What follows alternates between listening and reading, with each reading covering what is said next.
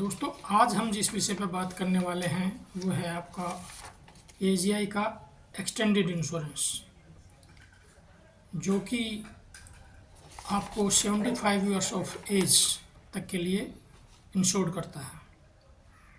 जब आप रिटायर होते हैं तो एजीआई के द्वारा आपके जो एजीआई का अमाउंट है उसमें से कुछ पैसा आपका डिडक्ट कर लिया जाता है 68,000, और इसके एवज में आपको 7.5 लाख का इंश्योरेंस दे दिया जाता है, जो कि आपको 75 ईयर्स ऑफ एज तक के लिए इंश्योर करता है।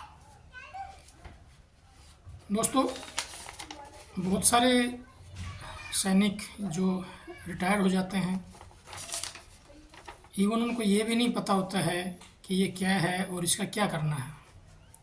तो आज हम इसी विषय पर बात करेंगे। अगर खुदा न खास्ता किसी एक्स सर्विसमैन भाई का निधन हो जाता है किसी कारणवश, तो उसको ये पैसा आपको एजीआई से आपकी नॉमिनी क्लेम कर सकते हैं। और अगर आप सही सलामत भगवान की दया से रहते हैं तो 75 ईयर्स ऑफ एज के बाद जो आपका कंट्रीब्यूशन है, जितना भी अमाउंट आपका रिटायरमेंट के टाइम पे कटा है, वो भी आपको वापस मिलता है।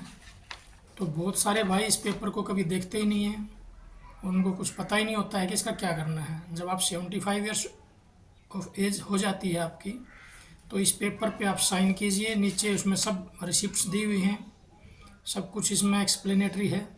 आप इस पर साइन करके एजीआई को भेजिए। इसी में एड्रेस भी दिया होता है। तो आपको जो कंट्रीब्यूशन आपने रिटायरमेंट के टाइम पे दिया था, उस 75 ईयर्स ऑफ एज के बाद आपको पूरा वापस मिलता है। और इन बिटवीन अगर कोई दुर्घटना हो जाती है, अनवांटेड किसी की डेथ हो जाती है, तो आपको जो इंश्योर्ड अमाउंट है 7.5 लाख रुपए, वो भी मिलता है। तो इसके लिए आपका जो नॉमिनी है उसको इसके बारे में बता के रखिए।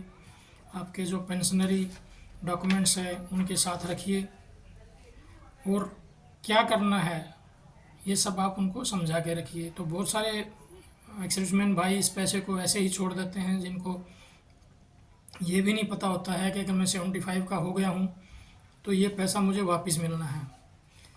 तो यही थी छोटी सी जानकारी। अगर आपको वीडियो अच्छा लगे तो आप चैनल को सब्सक्राइब कीजिए, मेरे वीडियो को शेयर कीजिए, ताकि ये जानकारी ज़्यादा से ज़्यादा अपने रिटायर्ड फौजी भाइयों तक पहुँचे और उनको इस चीज़ का बेनिफिट मिल सके। Thank you for watching. जय हिंद।